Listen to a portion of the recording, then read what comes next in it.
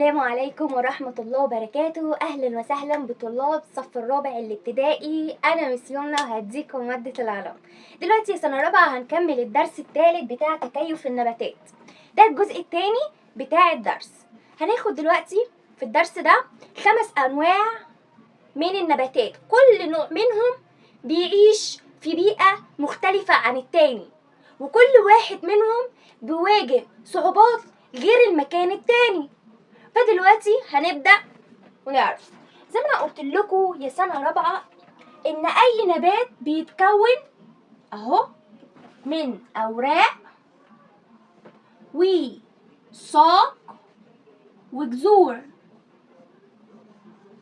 تمام؟ يبقى اي نبات بيتكون من ايه؟ اوراق، ساق، جذور. طبعا شكل الورقة وشكل الساق وشكل الجذر ده بيختلف من نبات للتاني، وبيختلف على ليه بيختلف من النبات للتاني؟ لأن كل نبات فيهم بيكون في بيئة مختلفة عن التاني، فبيبقى شكلهم بيتغير عشان يقدروا يواجهوا الصعوبات اللي بتواجههم في البيئة اللي هم بيعيشوا فيها. دلوقتي هناخد معانا شجرة. أول شجرة معانا رقم 1 المانجروف. هوريكم شكل الشجرة دي. يبقى أول حاجة معانا شجرة المانجروف. كل نبات من دول، كل شجرة من دول أنا عايزاكم تعرفوا البيئة بتعيش فين. تاني حاجة التكيف التركيبي. تالت حاجة عايزاكم تعرفوا الفايدة بتاعة التكيف التركيبي. التكيف ده بيفيدها في ايه؟ اول حاجة معانا قلت لكم اهو هوريكم شجرة المانجروف. ده شكل الشجرة يا سنة رابعة.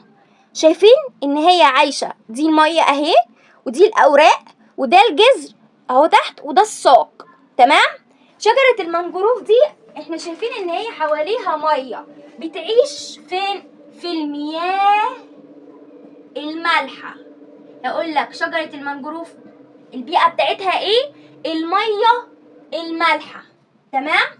طيب التكيف التركيبي بتاعها عندها زي ما انا وريتكم اهو تحت جذور.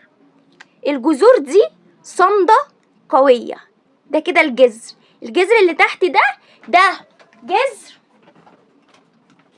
يبقى الجذور بتاعتها التكيف التركيبي بتاعها ايه؟ عندها لديها جذور طويلة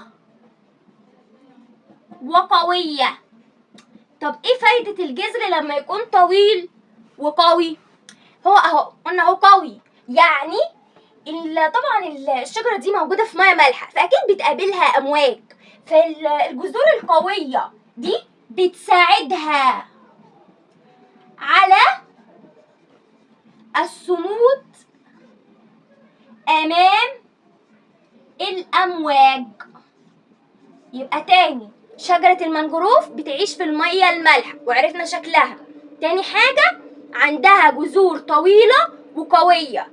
تالت حاجة الجذور دي بتعملها ايه؟ بتساعدها على الصمود امام الامواج. تمام؟ هنيجي ناخد تاني نبات معانا وهي زهرة اللوتس او زنبق المي. تعالوا اوريكم شكل زهرة اللوتس دي يا سنة رابعة. ده شكل زهرة اللوتس. تمام؟ ده شكلها. طيب عايزين نعرف عليها ايه؟ نفس النظام، البيئة والتكيف التركيبي والفايدة بتاعتها. يبقى أول حاجة البيئة، انت بتعيشي فين؟ تاني حاجة التكيف التركيبي. تالت حاجة الفايدة بتاعتها. تمام؟ طيب أول حاجة البيئة، زهرة اللوتس دي أو زنبق المية بتعيش في حاجة اسمها المستنقعات. بتعيش في حاجة اسمها ايه؟ المستنقعات. ايه المستنقع ده؟ هتلاقوا كده أرض منخفضة، والأرض المنخفضة دي بتتجمع فيها المية، والمية اللي فيها دي مية ثابتة، يعني راكدة، يعني مش جارية بتتحرك. مستنقع ده عبارة عن أرض منخفضة بتتجمع في المية الراكدة. طيب يبقى احنا عرفنا هي بتعيش فين؟ في المستنقعات. تاني حاجة التكيف التركيبي بتاعها عن ايه اللي عندها؟ عندها أوراق عريضة. طيب الأوراق دي ايه فايدتها؟ الأوراق دي هتاخدوها برضو السنة الجاية إن هي اللي مسؤولة في عملية البناء الضوئي، تمتص ضوء الشمس. يبقى ايه فايدة ان هي عندها اوراق عريضة؟ ان هي تمتص لي ضوء الشمس. شجرة اللوتس او زنبق المية، البيئة في المستنقعات. طيب المانجروف مية مالحة. طيب التكيف التركيبي دي عندها اوراق عريضة. طيب الاوراق العريضة دي فايدتها ايه؟ بتمتص ضوء الشمس. ده اللي انا عايزاكم تعرفوه عن زهرة اللوتس او زنبق المية. تالت نبات معانا وهو هي شجرة الصنوبر. كالعادة عايزين نعرف البيئة اللي بتعيش فيها، التكيف التركيبي، الفايدة بتاعتها. قبل ما نتكلم عن البيئة والتكيف التركيبي والفايدة هوريكم شكل شجرة الصنوبر. ده يا سنة رابعة شكل شجرة الصنوبر. شجرة الصنوبر انتم ملاحظين ايه؟ عليها ايه؟ عليها تلج. اذن البيئة اللي هي عايشة فيها عبارة عن بيئة ثلجية. يبقى بتعيش فين؟ في بيئة ثلجية. تمام؟ يبقى الصنوبر بيعيش في بيئة ثلجية. طيب التكيف التركيبي بتاعها تعالوا برضو اوريكم. التكيف التركيبي ده يعني ايه يا مس؟ اللي هو التغير في احد اجزاء الكائن الحي سواء نبات او حيوان. طيب التركيب بتاعها احنا شايفين ايه هنا من الصورة؟ شايفين ان هي مثلثة الشكل. يبقى اول تكيف تركيبي في شجرة الصنوبر ان هي مثلثة الشكل. طب يا ترى انت مثلثة الشكل ليه؟ اكيد ليكي فايدة. قالت لك مش انا عليا تلج، وانا طبعا التلج ده لو اتراكم هيكسر الفروع بتاعتي، الاوراق بتاعتي اللي على الفروع اللي عليها الاوراق. طيب انا هعمل ايه؟ قالت لك انا مثلثة الشكل علشان ينزلق لانزلاق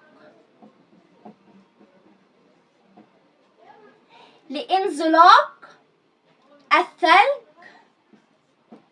حتى لا تنكسر فروعها. تمام؟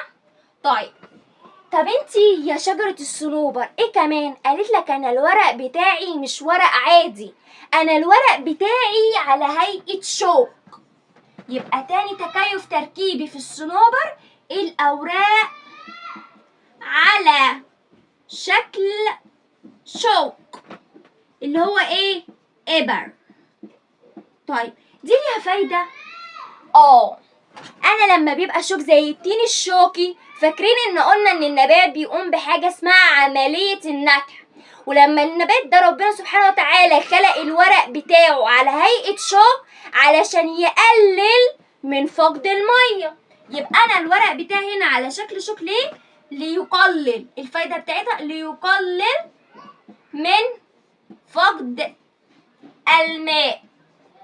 انا لازم اقلل من فقد المية بتاعتي عشان النبات بتاعي محتاجها. طب يا مس ما هي عندها تلج يبقى هي عندها ميه؟ لا يا حبيبي، التلج ده حاجه والميه دي حاجه تانية. تمام؟ تلج حاجه والميه حاجه تانية. طيب عرفنا شجره الصنوبر شكلها، البيئه اللي بتعيش فيها، التكيف التركيبي والفايده بتاعتها. تعالى اوريكم شكل اشجار الصنوبر تاني. بصي ده برضو شجره الصنوبر في التلج، وده كده شجرة الصنوبر. دي الفروع بتاعتها شكلها مثلث اهي، ودي الفروع بتاعتها الورق بتاعها على شكل اشواك. بس رابع نوع من النباتات معانا وهو التين الشوكي.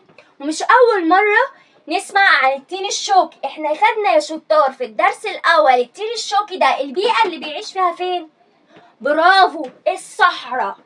التين الشوكي ده بيعيش فين يا مس؟ بيعيش في الصحراء. طيب احنا قلنا ربنا سبحانه وتعالى خلق التين الشوكي عنده ايه تاني في جسمه؟ الاوراق بتاعته على هيئة اشواك. يبقى الاوراق على هيئة اشواك حادة. طيب يا ترى الاوراق دي اللي هي على هيئة شوك قلنا ليه؟ قلنا ان هو بيعيش في الصحراء، وفي حيوانات برضو بتعيش في الصحراء، حيوانات كتير. الحيوانات دي في منها اللي بتغذى على النباتات، فهي اول ما تلاقي ان التين الشوكي ده الورق بتاعه عنده شوك ما بتجيش ناحيته، تقول له لا يا عم انا ما اقدرش اجي جنب النبات ده. يبقى بتعمل ايه؟ تمنع الحيوانات من اكله. ليه ما تقدرش تيجي جنب النبات ده ولا تاكله؟ يبقى احنا عرفنا التين الشوكي ده بيعمل ايه؟ طيب ده طبعا هفكركم بالشكل بتاعه. ده شكل التين الشوكي، الورق بتاعه هنا على هيئة شوك، شايفين؟ ده الشوك بتاعه، تمام؟ طيب الشوك ده بيساعد ايه؟ بيمنع الحيوانات ان هي تاكل النبات ده. ده برضو التين الشوكي، الاوراق بتاعته على هيئة اشواك، ده بيعيش في الصحراء. معانا يا سنة رابعة وهي النخلة. النخلة دي بتعيش فين برضو، والتكيف التركيبي بتاعها والفايدة بتاعتها. طيب اوريكم شكل النخلة ده يا سنة رابعة. شكل النخلة، اللي مش عارف شكل النخل اللي بيكون في البلح، برافو. بتعيش فين البيئة بتاعتها؟ النخلة دي بتعيش فين البيئة بتاعتها؟ في الصحراء. يبقى البيئة بتاعت النخلة انتوا شايفين حواليها ايه اصلا في الصورة؟ شايفين حواليها رمال، الرمال الصفرا دي اساسا صحراء، دي كده هو صحراء. يبقى البيئة بتاعتها ان هي بتعيش في الصحراء. طب يا ترى النخلة دي عندها تكيف تركيبي ايه؟ قالت لك انا عندي جذور سميكة، الجذر بتاعي سميك والورق بتاعي صغير. طيب انت الجذر بتاعك سميك ليه؟ ايه فايدته والورق صغير ليه؟ الجذر سميك، فالجذر ده متثبت قوي في التربة جامد، فده بيخليها تصمد امام الرياح، ان هي ما تتكسرش ما تتهزش. يبقى ده بيجعلها ايه؟ تصمد، الصمود امام الرياح. طيب الورق الصغير بتاعك ده ليه؟ انت عايشة في الصحراء فقلت فيها ندرة المياه، فاحنا عايزين نوفر لك مية، فالورق الصغير ده هيقلل من فقد المياه. يبقى عرفنا النخلة هي شكلها ايه؟ ايوه يا مس، عرفنا هي بتعيش في الصحراء. التكيف التركيبي بتاعها ان هي عندها جذور سميكة رقم 1، رقم 2 عندها ورق صغير، وعرفنا كل واحد من دول ايه فايدته. ده بس يا سنة رابعة، ده كان باقي الدرس بتاعنا بتاع تكيف النباتات، وهو ده الجزء التاني بتاعنا.